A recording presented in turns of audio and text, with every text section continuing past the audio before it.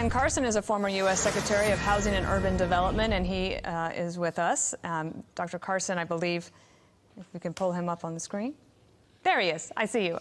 Sorry for the breaking news, sir, and I wanted to get to you right away.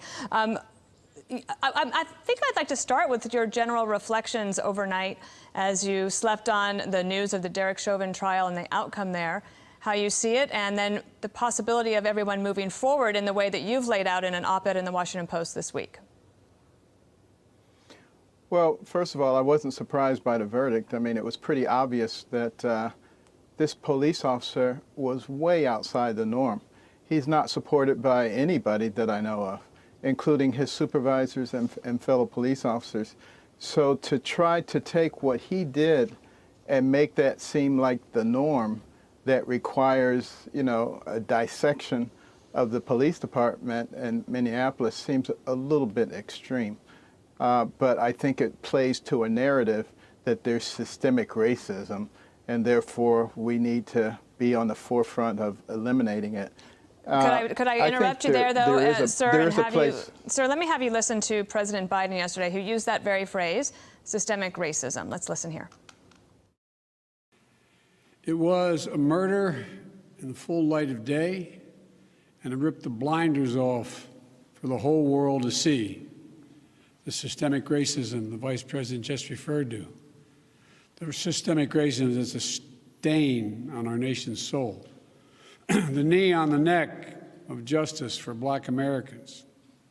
Today's verdict is a step forward. Nothing can ever bring their brother, their father, back. But this can be a giant step forward in the march toward justice in America.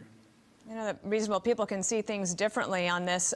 In terms of his perspective, how do you react to that? And basically, they want to move forward. They said to the Floyd family yesterday that more reforms are coming, and they could be, but Congress is going to have to try to pass those.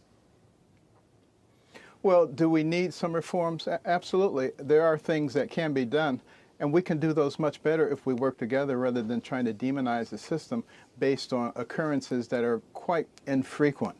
And there are things that the police could use, for instance, that are non-lethal, that are very effective in immobilizing people. We need to move forward on those kinds of things. But, you know, the president, I think, could probably do much better by saying, we have a system in place. It works, as you've seen by the verdict that was done here.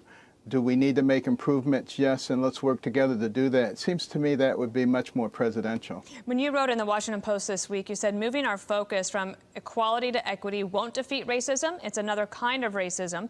And you wrote that proponents of equity see no problem with treating groups of people differently based solely on race, as long as it serves their agenda. This is what we used to call racism, and those not blinded by identity politics still recognize it as such. Give you a chance to tell viewers here more about what you think there. Well, you know, Dr. Martin Luther King Jr. spent a lot of time trying to get people to not look at external characteristics which they cannot change and which they cannot help, and instead to look at the things that you can change and the things that you can help, such as your character. What kind of person are you?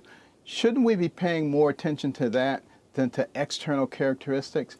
You know, that's what animals do. Animals, you know, base a lot of what they do on external characteristics because they don't have the mental capacity to dissect further into what's really important. We do.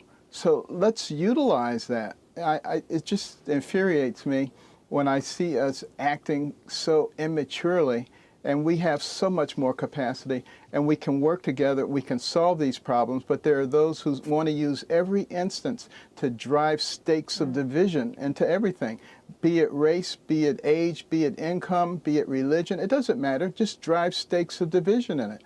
And, you know, we will destroy ourselves as a nation if we don't wake up. Always appreciate your approach and grace and tone on these things. Thank you so much, Dr. Carson. Thank you, Dana.